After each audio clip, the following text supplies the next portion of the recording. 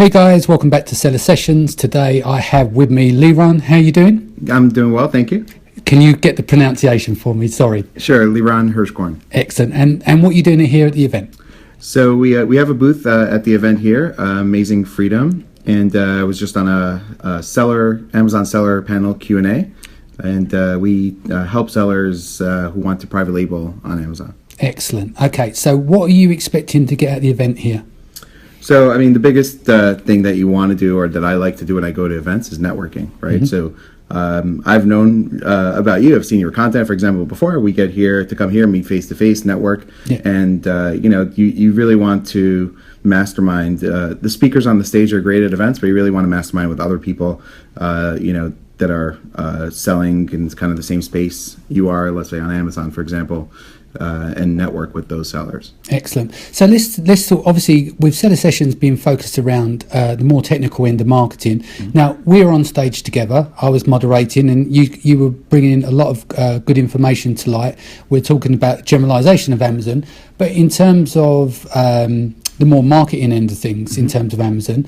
What kind of trends have you seen this year in terms of sponsored ads? We already know that Amazon took in 1.3 billion last year in sponsored ads alone. What kind of trends have you seen? Is it becoming out of reach for people? Well, I mean, you're definitely seeing sponsored ads cost going up, but you also see a great opportunity, for example, with AMS and, headline ads. Now that's coming over to Seller Central. So I imagine at some point you're going to see, an increase in, cost per click there. But I think from a branding standpoint, I love headline ads because not only it gives you visibility right on top, it gives you branding, and you can showcase multiple products, and it's much cheaper than sponsored ads. So, I mean, for me, I'm still utilizing sponsored ads, and I'm okay with breaking even on sponsored ads. And when I launch a product, I'm okay going to like 100% ACoS, right? Because I want that initial traction, reviews, and sales.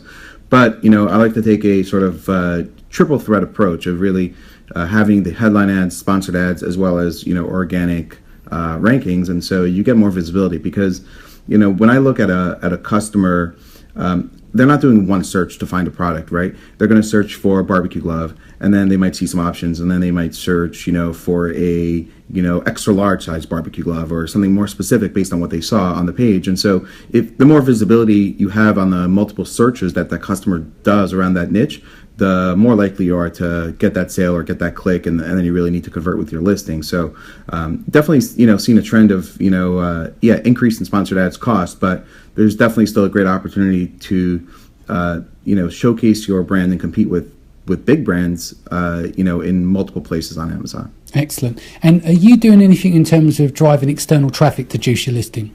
Yes. So I'm definitely using Facebook to boost rank to the listing in a very sort of specific way. Not really to drive.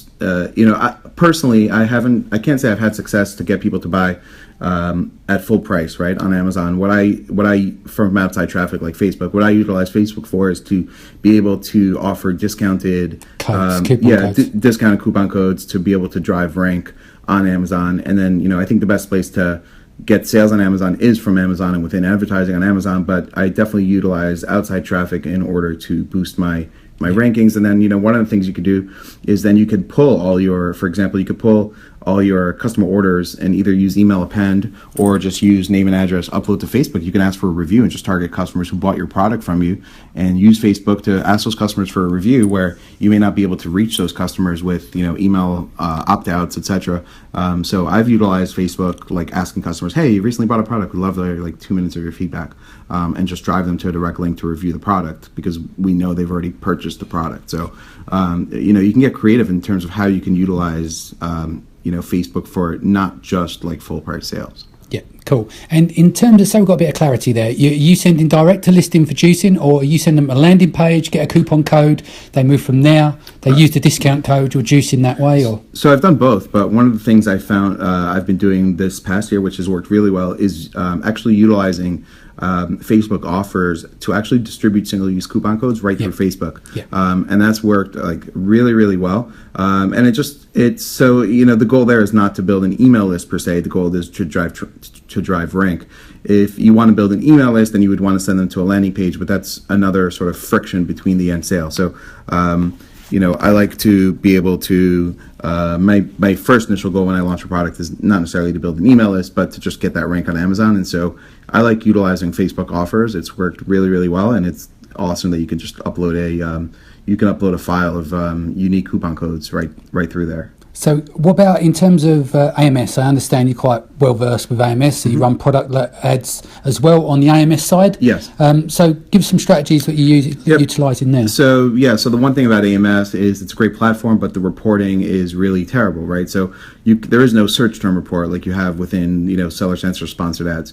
So the best way to utilize it is to be very targeted and to separate things out if you need to. So for example, if you're doing product display ads and you're targeting ASINs, you don't want to have a group of like 20 ASINs that you're targeting with your product, because you don't know if you have a 70% ACoS, you don't know which ASINs are converting well for you and which ASINs are just a wasted spend, right? So you really want to have one campaign per either like interest, or if you're targeting ASINs, you want to have one campaign per ASIN so that you can see the direct result of what's happening with your ad showing up on that specific ASIN. Same thing with headline ads. With headline ads, I see so many sellers, I showed this to some people the other day. I did a search for garlic press, and I showed an ad that showed up like, we have great kitchen tools, and they didn't even show a picture of a garlic press. The reason is because they're targeting so many keywords in one ad, and instead of really grouping specific headline ads based on the keyword and targeting the text on the headline ad that matches the customer search term. And so you want to kind of tightly group, garlic press for kitchen, right? All the keywords that have garlic press, and have your headline sort of match that, and then show the actual product, obviously. On the left-hand side, I think instead of a logo works much better, and then showing that again on the right-hand side as the first product, and then showing some other products you have for the brand. But, and that's why, if you know how to take advantage of it properly, you're going to get a lower cost than other sellers, right? Because when you're getting more clicks, then Amazon's going to reward you for being more relevant for that term, and that's going to decrease Amazon. The platform, any advertising platform rewards you. Facebook, Google rewards you for like a quality score. Yeah, quality score, right? For relevance and quality score. So if you do it right, you can actually lower your score and get better conversions by sort of grouping, similar type keywords in ads, and not just throwing in like 50 different keywords. I generally will do like a broad match and exact match, and I'll throw in a group of keywords, and then I'll just see which ones are doing well, and I'll pause the ones that aren't, and that's a good thing about headline ads. That you could do, but you don't get that same reporting on product display. Cool. Excellent. Listen, there's lots of nuggets in there. Thank you so much for your time today. What's the best way for people to reach you for consultancy or for your business practices? Yep. So our website is amazingfreedom.com. You can reach me at Liran at amazingfreedom.com. And then I'm probably the only Liran you'll find on Facebook. So at least that you probably have friends in common with. So you can always reach out on Facebook and send me a message. Excellent. Thank you so much for your time. Take care. Thank you.